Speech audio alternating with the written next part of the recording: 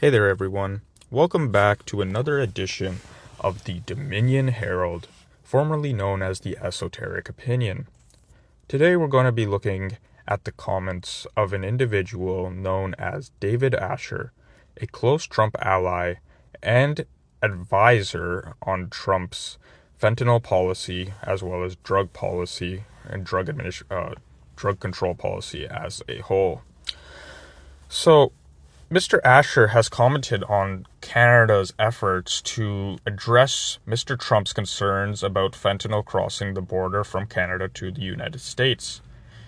The government in Canada, Justin Trudeau's, has said that they would consider talking about adding helicopters and drones at the border to intercept fentanyl shipments.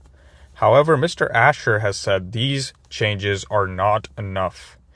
They need more. They need something systemic, and they need something drastic. He says, Mr. Asher, that it's frustrating to hear Canadians downplay their country's role in the fentanyl epidemic.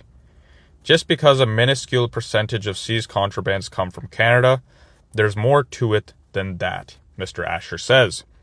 Asher has been saying that Canada should be So Mr. Asher has suggested that Canada implement new laws in regards to intelligence sharing, money laundering, and racketeering in a way to fight the international criminal networks that use Canada as a back office to access the United States.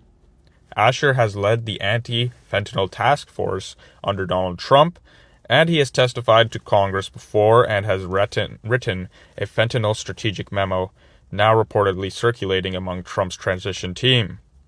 It just so happens that Mr. Asher was to speak at a summit in Vancouver regarding security. And that was very, very close to the time that Trump had announced that he was going to put tariffs on Canada. So he was telling the Canadian audience here in Vancouver that it's not just about squeezing the supply of pills, but it's rather to wipe out the criminals' whole enterprise, their bank accounts and assets, as well as making sure to prosecute bankers who are associated with such criminals. Mr. Asher also said that it really, really would be great if Canada would take the threat from Trump seriously, because it's not something they're going to let off of easily. They're going to be hard on it, and they're going to be, strict. And that's something Trudeau is going to have a hard time dealing with, because we know, and that many of Canadians, we know that Trudeau is not a man of his word. He consistently makes docile changes to policies and says he's done something, rather than actually making real systemic change.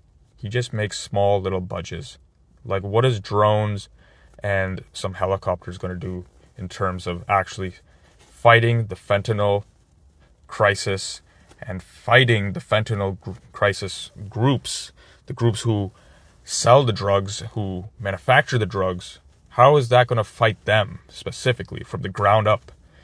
I have to agree with David Asher here. He has a good point.